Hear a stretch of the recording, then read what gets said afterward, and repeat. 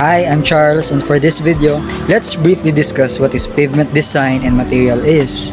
In this video, let's discuss the specification and test for pavement materials, the design factors, and the design of flexible and rigid pavements under the IRC or Indian Road Congress.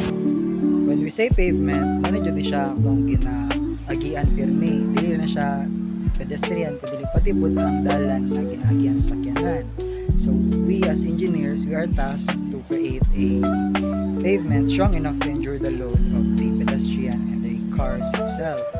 So dili lang na siya basta-basta na makabuhat ka og pavement through proper procedures, kundi kailangan po natin i-consider ang materials na atong gina-use. Before using sa mga materials na atong gamiton for pavement mixture, syempre i-make sure sa nato na ang atong ginagamit na materials kay sulod sa quality na ginapangita nato. So in order for us to ensure na ang quality sa itong material kay enough, ginagamitan natin na siyang specification and test in order for us to know. So for specification, diri mo sulod ang kung ang imuha ba materials kay strong enough for the mixture to withstand the load. Is it durable enough ba na dili lang siya basta-basta maguba na mabigyan lang pinakalit maguba na. So lain ko kayo na magbuhat ka pavement na isa lang kabigay kay kuwap na kalas kay kwarta. Nabatay gina-test pa nato ang iyang water absorption o nasa padera. So weathering gina-withstand ba niya weathering condition na pwede na possible na maka-affect sa atong mixture or sa atong pavement mismo. In regards sa test, daghang pag-test ginagamit para makabalutan na durable ang atong mixture. Natay in preparation natay ginagamit na gradation test, which is ang sieve analysis na kani ginasala nato kung sa kadagdag ko ang mga aggregates atong ginagamit. So kailangan gamitin siya para makabalot ba kung sa ka-evenly ang atong mga coarse and fine aggregates na dili lang basta-basta na dili dapit kay dagko sa pikas gagmay. So dili siya even distribution sa load na atong mabuhat na pavement. Nabatay ginatawag na compaction test, ginatest ato kung usa ka compact or sa kadaghan atong mabutang sa isa ka mixture. So kung magpataka ra butag-butang bisag instead na ma-strengthen ang atong gibuhat na mixture, mawikan na inuon.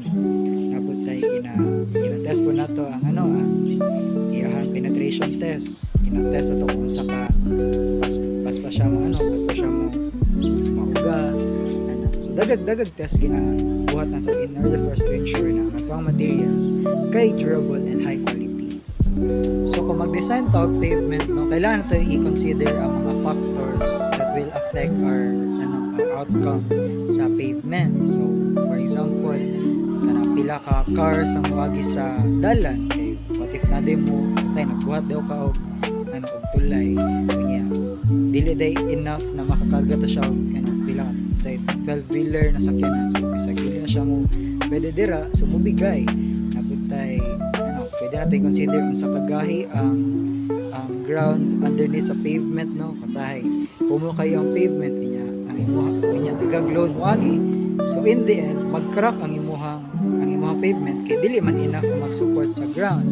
Pwede po na kasi mga weathering conditions na sa gupa sa tawang pavement katahay gusto kayong baha dira unya ang imuhang pavement kay dili siya ingana kakusgan mag-withstand ug ingana dali ra kayo mag-erode. So dagag factors na itong kailangan consider which is crucial sa ito ang pag-design. So now let's discuss about the flexible pavements and rigid pavements under the IRC or the Indian Road Congress. So when we say flexible pavements, from the word itself flexible, so kaning pavement can bend a little bit, has the capacity to deform a little bit. Kailangan na mag-deform ang pavement? Di ba siya kailangan na mag-deform jud, pero more like ang iyang structure kay make it easier na kung tayo maguba dili kay siya nga kamahal ayuhon. So diri sa mga kay dili man siya mag-deform, mostly kani mga flexible pavements ginagamit ni siya sa mga high traffic areas kay kung tayo na magubang dalan so dili kayo mag-isan. Okay. kay traffic man. So syempre, mas nindot siya dito ibutang. Pwede po siya dito sa mga lugar na naga-change permi, like permi mag-change ang weather dira. So kato, mano siya flexible pavements. On the other hand, rigid pavements kay from the words of rigid. So syempre, mga kusgan siya ng mga dalan. Dili siya basta-basta mag-bend. Dili po siya basta-basta magbuak. So kaning mga pavement, mga rigid pavements, gamit niya siya sa mga mga highways or sa mga lugar na prominent kayo ang mga sakyanan na naspasa yung mga dalan dito sa mga main road, may dira gamit ng rigid. Ang issue lang kay mahal jud daw siya pa. So, IRC or Indian Road Congress, man siya ang isa ka organization that sets guideline in creating pavements, road gani. So, when you say IRC, dire ginaingon nila kung sa kabaga ang imuhang pavement. Kaya di man kabasa-basa may nga akala putang dirag 1 feet kabaga ang pavement, goods na ta, di nga na. Kailangan po nila mga materials based sa imuhang kinabuhat o kung sa pay like say ilahang procedure para makabuhat ka high quality na mga road. So if ikaw engineer magbuhat ka og pavement, so, dira ka sa ilahang mga modul mag-ask if unsay mo kailangan buhat.